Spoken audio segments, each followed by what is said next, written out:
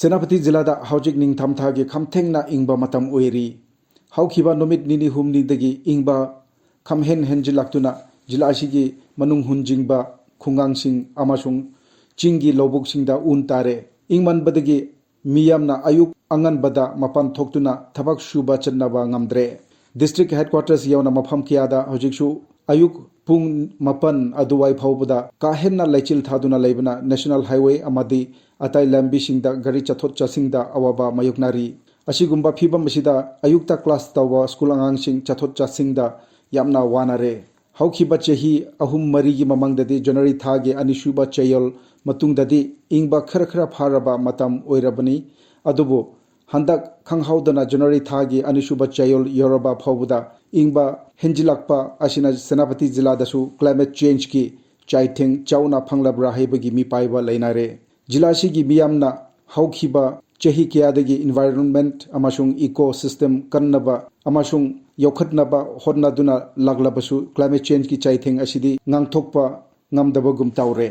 Christmas ममंगदगी हाउना सेनापति जिलादा मखल मखा कयागी कुमाईसिंग मथंग मथंग पंथोक्नुना लाकली हौजिकना new year की कुमाई मखा ताना अदुमक चथारी जिला असिगी ओइनादी डिसेंबर दगी फेब्रुआरी फाउबा असी मपुंग ओइना लोहोंगबा पंथानी हाइरिबा मतम असी धर्मगी अमासुंग खुनाईगी ओइबा थबक थौरम कियासु लेप्तना पंथोक्नबा मतमनी निंगथामथागी मतम असी नुंगचुदबा अकंगबा मतम ओइबना शनाखोटनबा अमासुंग खुनाईगी आताई कुमाईसु पंथोक्नबा मतम ओइ माउ स्टूडेंट्स यूनियन की अहनबा ओलंपिक्स हौखिबा डिसेंबर थागी अरोइबा शरुक्ता चोइनामै खुनो खुंदा नुमित मंगानी चुपना चाउना पांथोखरे ओलंपिक्स अदुदा तुंगन तुंगनबा मसाना कियादा ऑफिशियल अमासुंग सनारोय ओइबा डेलीगेट्स लिसिंग अनि हेनबना शरुक याखी मखुइसिंगी मनुंगदा मणिपुर की मपंदा लैबा माओ जाति की मिओय कियासु याउखी मराम स्टूडेंट्स यूनियन MKS की कुंथ्रा हुमदोय सुबा स्पोर्ट्स मीटसु नुमित तरानी चुपना कतोमाई खुलदा कतोमाई स्टूडेंट्स यूनियन न थौबु ओइदुना हंदकता लोइसिंखरे पोमै नागा स्टूडेंट्स यूनियन PNTM की कुनहुमदोय सुबा स्पोर्ट्स मीटसु तुंगजोय खुलदा था असिगी तरातरेता हौखरे फेब्रुआरी अनिदा लोइसिंगनी हौजिक असी सेनापति जिलादा लैबा तुंगन तुंगनबा जाति कामलुप खुदिंगमक्की शनाखोटनबा अमासुंग नहरोल की थबक थौरम किया पंथोकनारी शनाखोटनबा अमासुंग कुमाईसिंग असिदगी खरा हाइदोगलगा जिलासिदा लैबकी ओइबा थबक थौरंग कियादा लेप्तना शरुक यारी केंद्र सरकार की लाइबक सिंगना पंथोकलिबा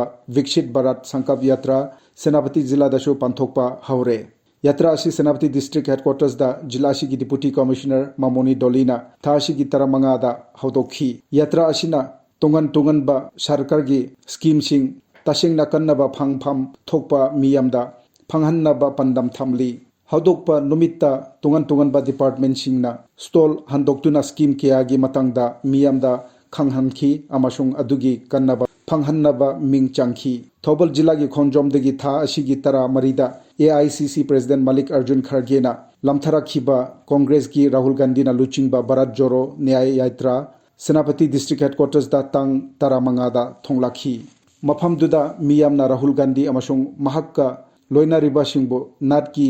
चटनबी माओंगदा हरोता यमना ओखी तुंगदा यात्रा अदो नागालैंड की दमक खोंगसांखी निंगथामथा की फाना इंगबा मतम ओइदुनासु क्रिसमस अमासुंग न्यू ईयर ना चिंगबगी सुटी लोइखिदुना स्कूल अमासुंग कॉलेज माहिरोइसिंग माहुसागुम लेरिक तंबा चटनबा हौरे इकोई कोइदना बोर्ड अमासुंग काउंसिल ना लौबा क्लास 10 11 अमासुंग 12 की परीक्षा लेरिबना अंगांगसिंग परीक्षा की होटनबा रोमदा अहेनबा पुकनिंग चंगनारी कॉलेज माहिरोइसिंगसु मखुई की सेमेस्टर परीक्षा सिंगी दमक कन्ना सेमसानारी mahusana lerik laisu tambada thawai yoba amasung afhawa mahairoi puthokpada miyamna